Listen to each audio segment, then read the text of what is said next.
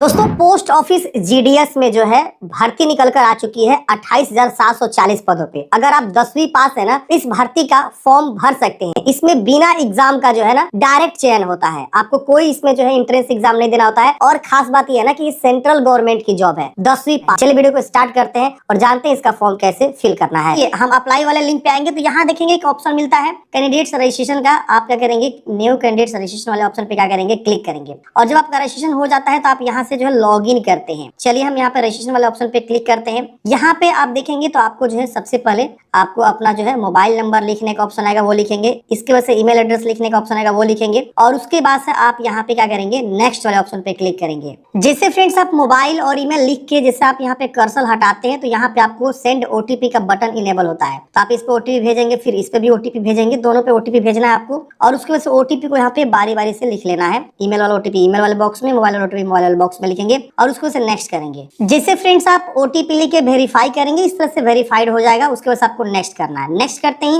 अब आपको अपना पूरा नाम लिखना है। यहाँ से डेट ऑफ बर्थ की चॉइस करनी है, जो भी आपका डेट ऑफ बर्थ है। यहाँ से आप जो क्या करेंगे, चूज करेंगे अपना पहले ईयर, फिर यहाँ से मंथ, फिर यहाँ से डेट, फिर उसके बाद जेंडर बताना है, फिर यहाँ पे फादर्स नेम, फिर यहाँ पे मदर्स नेम, फिर यहाँ पे आपको अपना कम्युनिटी बताना है, जनरल है, ओबीसी है, एससी एसटी है या ईडब्ल्यूएस है। तो यहाँ से अपना कैटेगरी को क्या करेंगे फ्रेंड्स, आप जो है चूज करेंगे। और उसके बाद यहाँ पे आपको कंप्लीट वाले ऑप्शन पे क्या करना है, क्लिक करना है। ये जो भी आप स्पेलिंग लिखेंगे ना, जो मैट्रिक का मार्कशीट है उसी तरह से स्पेलिंग आपको सही से लिखना है, डेट ऑफ बर्थ वगैरह सब चीज। चलिए करते हैं कंप्लीट। जैसे फ्रेंड्स आप कंप्लीट पे क्लिक करेंगे, यहाँ पे प्रोसेसिंग होगा, इस तरह से आपको शो करेगा। आप थोड़ा देर वेट करेंगे। जैसे फ्रेंड्स आप जानकारी लिख के सबमिट करेंगे, आपका सबसे पहला स्टेप जो है रजिस्ट्रेशन, वो जो है आपका हो जाता है। यहाँ पर आपको एक रजिस्ट्रेशन नंबर मिल जाता है। अब आपको क्या करना है ना, लॉग इन करना है।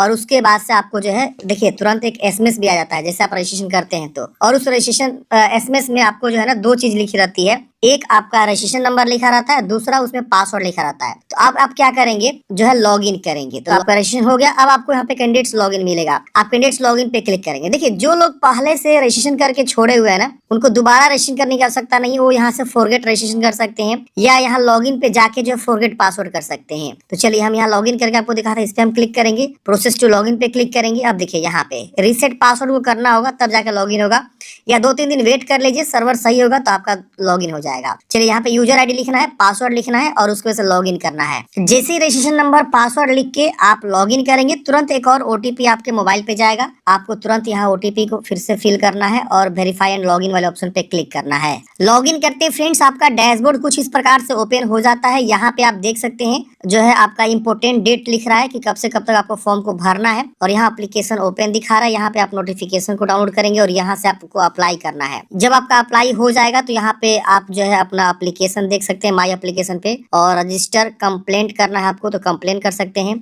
और कंप्लेन का यहाँ पे इंक्वायरी ट्रैक करना है, वो ट्रैक कर सकते हैं। और यहाँ submit your GDS application online, यहाँ से भी आपको अप्लाई करने का बटन मिल जाता है। तो आप चाहे तो यहाँ से अप्लाई करिए या आप चाहे तो यहाँ से भी अप्लाई बटन पे जा सकते हैं। तो चलिए हम यहाँ पे क्या करते हैं, अप्लाई वाले बटन पे क्लिक करते हैं। जैसे हम इस पे क्लिक करेंगे, यहाँ पे आपको apply for GDS online engagement, आपको ये वाला ऑप्शन आएगा, आपको इसको चूज करना है। जैसे आप इसको चूज करेंगे, अब इस प्रकार से देखिए आपका फॉर्म जो है स्टार्ट हो गया है। अब यहाँ पे आपको ये 4 स्टेप्स में, सबसे पहले पर्सनल डिटेल्स, फिर एजुकेशनल डिटेल्स, फिर पोस्ट प्रेफरेंस और अंत में फोटो सिग्नेचर अपलोड करनी है। तो चलिए अब थोड़ा सा स्क्रॉल डाउन करेंगे, नीचे आएंगे। यहाँ पे आपको जो है इस तरह से कुछ जानकारी आपका ऑलरेडी फिलअप मिलेगा। और यहाँ पे आप देख सकते हैं इस तरह से, अगर आप चाहते हैं इसमें कुछ अपडेट करना, क्लिक है to update the registration details, आप अपडेट कर सकते हैं। नहीं तो इसको आप छोड़ेंगे, नीचे आएंगे। यहाँ पे आपको बताना है मैरिड है कि सिंगल है। यहाँ विकलांग के बारे में पूछा गया, विकलांग है तो यस करेंगे, नहीं तो आप यहाँ पे नो करेंगे। अगर आप यस करेंगे उसके बारे में बताना होगा। फिर यहाँ पे आप एम्प्लॉई हैं तो यस करेंगे, वरना नो रहने देंगे। यहाँ पे आपको अपना प्रॉपर एक एड्रेस लिखना है, जो कि प्रेजेंट एड्रेस यहाँ लिखना है और परमानेंट एड्रेस इधर लिखना है। अगर आपका प्रेजेंट एड्रेस सेम है परमानेंट की तरह तो आप इसको पहले भर लेंगे प्रेजेंट एड्रेस को, फिर इधर जो है परमानेंट एड्रेस को इस पे टिक करेंगे, सेम कॉपी हो जाएगा।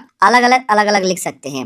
यहाँ पे अब आपको यहाँ पे क्या करना है, सेव एंड नेक्स्ट वाले ऑप्शन पे क्लिक करना है। यहाँ पे प्रॉपर एड्रेस लिखेंगे आप, pin code, city, state, district, सारा चीज अच्छे से लिखना है और जो भी आपका एड्रेस है सही से लिखना है। चलिए यहाँ पे सेव एंड नेक्स्ट करते हैं।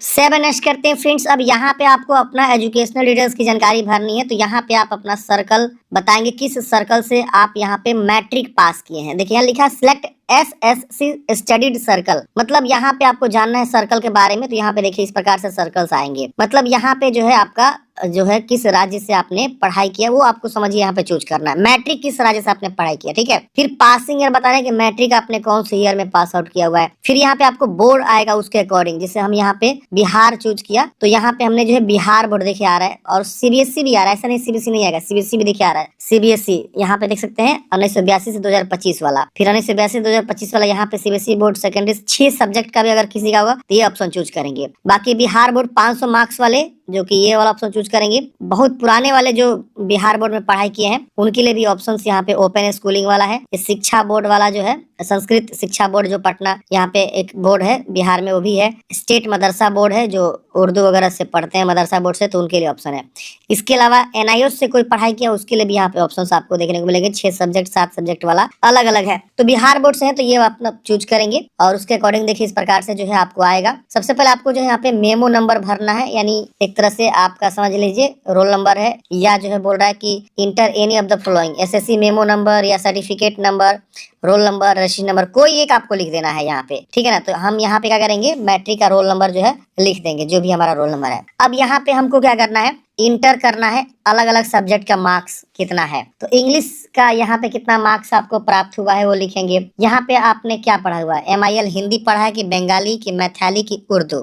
तो आपका देखिए जो आप बोर्ड चूज करेंगे ना उस बोर्ड के अकॉर्डिंग ही सारा सब्जेक्ट आएगा। हमने बिहार बोर्ड चूज किया तो बिहार बोर्ड के अकॉर्डिंग देखिए सारे सब्जेक्ट कॉम्बिनेशन आ रहे हैं।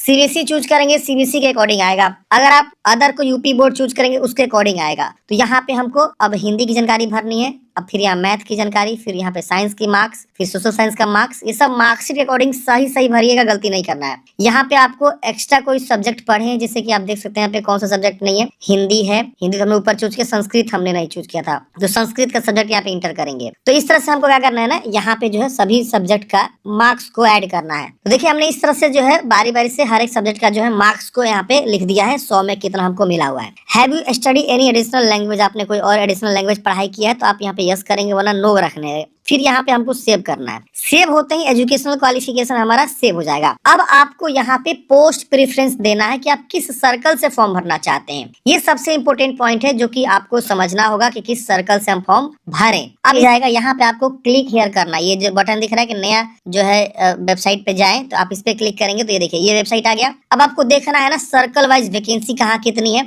तो क्या करना है, यहाँ पे देखिए एक ऑप्शन मिलता है वैकेंट पोस्ट। आप यहाँ पे जाएंगे सर्कल चूज करेंगे। मान लीजिए हमको बिहार सर्कल से अप्लाई करना है तो हम देखेंगे बिहार सर्कल में कहाँ कहाँ बहाली है। तो देखिए यहाँ पे बिहार में इतने जगहों पे बहालियां चल रही है। अगर आपको देखना है गया का तो गया पे हम टिक करेंगे। अब देखिए गया में कहाँ कहाँ बहालियां चल रही है, तो गया में 45 पदों पर बहालियां चल रही है। अब गया में देखेंगे तो यहाँ पे आपको जो है पोस्ट ऑफिस का नाम दिया हुआ है, पोस्ट कैडर दिया हुआ है, कितनी सैलरी होगी, किस कैटेगरी के लिए वो पद रिजर्व है, और लैंग्वेज क्या है, पिन कोड क्या है। जैसे मान लीजिए अगर आप सपोज जनरल कैटेगरी से आते हैं तो आप जनरल वाला देख लीजिए कहाँ कहाँ पे पद है। और एक चीज और ध्यान देना है, आपको BPM को पहले चुनाव करना है। ब्रांच पोस्ट मास्टर बहुत ही शानदार वैकेंसी होती है। इस सारे पदों में से 3 प्रकार के पद देखने को मिलेंगे, ABPM, BPM और डाक सेवक। देखिए डाक सेवक भी कहीं कहीं है, तो आपको BPM का ज्यादा प्रेफरेंस देना है, उससे बेहतरीन आपको पद होते हैं, सबसे बेहतरीन पद वही है। तो मान लीजिए हमको इस तरह से जो है देख लेना है किस सर्कल में हम अप्लाई करना चाहते हैं। अब उस सर्कल के अंदर हमको डिवीजन यहाँ पे आएगा, जैसे हमने यहाँ पे बिहार चूज किया तो बिहार के अंदर जो डिवीजन होगा वो आपको सारे के सारे आ जाएंगे। थोड़ा सा आपको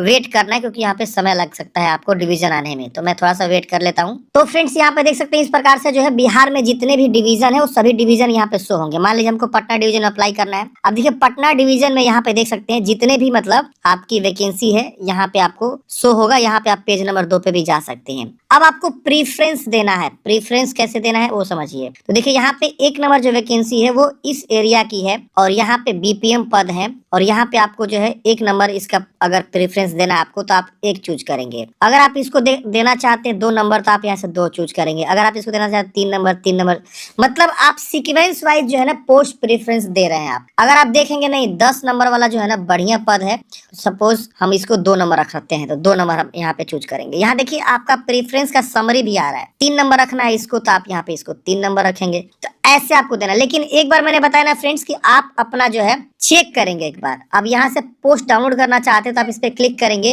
तो आप यहाँ से जो है अपना एक डाउनलोड कर सकते हैं पोस्ट को कि कहाँ कितनी वैकेंसी है। एक ही बार एक्सेल सीट डाउनलोड हो जाएगा, वहां से आप देख सकते हैं एक ही बार में। लेकिन आप एक बार फॉर्म भरने से पहले इस चीज को जरूर श्योर होइए कि आप जिस जगह से फॉर्म भर रहे हैं, जिसका प्रेफरेंस आप डाल रहे हैं पहला दूसरा तीसरा, वो आपके कैटेगरी में है कि नहीं है और आपके अपने लोकेशन के अकॉर्डिंग आप यहाँ पे दे सकते हैं। तो ऐसे हम क्या करेंगे फ्रेंड्स, बारी बारी से जो है ना जितना हम चाहें उतना हम प्रेफरेंस को देंगे ताकि हमको ज्यादा से ज्यादा जो है हमारा चांस हो कि सिलेक्ट हो जाए। तो आप इस तरह से क्या करेंगे, प्रेफरेंस यहाँ पे दे देंगे। आप जितना चाहे उतना दे सकते हैं, आप चाहे तो कुछ छोड़ भी सकते हैं, बट मैं यहाँ पे सारा का सारा दे दूंगा ताकि मुझे जो है सिलेक्ट होने का चांस ज्यादा मिले। तो हम क्या करेंगे, यहाँ पे बारी बारी से जो बच गया उसको हम सिलेक्ट कर लेंगे और यहाँ देखेंगे तो वो सारा का सारा प्रेफरेंस यहाँ पे आपका शो हो जाता है कि हमने क्या क्या प्रेफरेंस डाला हुआ है। अब हम क्या करेंगे, यहाँ से सेव एंड नेक्स्ट कर देंगे। तो ऐसे आपको प्रेफरेंस देना है, प्रेफरेंस देना बहुत ही जरूरी है। अब यहाँ पे आपको फोटोग्राफ अपलोड करनी है और फोटोग्राफ यहाँ पे आपको बताया गया है, फाइल साइज बोला गया है 30 से 100 KB के बीच आप यहाँ अपलोड करेंगे। यहाँ से आप फाइल को चूज करेंगे। यहाँ सिग्नेचर अपलोड करना है 20 से 100 KB के बीच, आप यहाँ से सिग्नेचर को चूज करेंगे। फिर यहाँ टिक करेंगे और उसके बाद से प्रीव्यू वाले ऑप्शन पे क्लिक करेंगे। जैसे फ्रेंड्स आप प्रीव्यू करेंगे यहाँ पे आपका वो सारा जानकारी शो होना शुरू हो जाएगा। अगर आपको इसमें लग रहा है कहीं कुछ गलती है तो आप यहाँ एडिट करेंगे, नीचे बटन देखिए एडिट बटन है, नहीं गलती है तो सबमिट करेंगे। आपसे श्योर करेगा, आपको यस सबमिट पे क्लिक करना है, आपका यहाँ पे फॉर्म सबमिट हो जाएगा। अब यहाँ पे आपको जो भी एप्लीकेशन फीस लग रहा है, जैसे कि आपका 100 रुपये अगर एप्लीकेशन फीस लगेगा तो आपको यहाँ पे जमा करना होगा। अगर आपका नहीं फी लग रहा है तो सीधा आपका प्रिंट आउट निकल जाएगा। तो यहाँ यूपीआई है, क्रेडिट कार्ड है, डेबिट कार्ड है, नेट बैंकिंग है। मान लीजिए आपको यूपीआई से करना है तो यूपीआई आप चूज करेंगे और यहाँ पे क्लिक है टू पे फी पे क्लिक करेंगे। अब यहाँ पे अगला स्टेप आएगा पेमेंट जमा करने के लिए। देखिए इस प्रकार से प्रोसेस टू पेमेंट पे क्लिक करेंगे। अब आपको यहाँ पे पेमेंट जमा करना है यूपीआई के माध्यम से और उसके बाद जैसे आप पेमेंट जमा कर देंगे ना, तुरंत आपका जो है फाइनल प्रिंट आउट निकल जाएगा, आपका हार्ड कॉपी सुरक्षित आपको मिल जाएगा।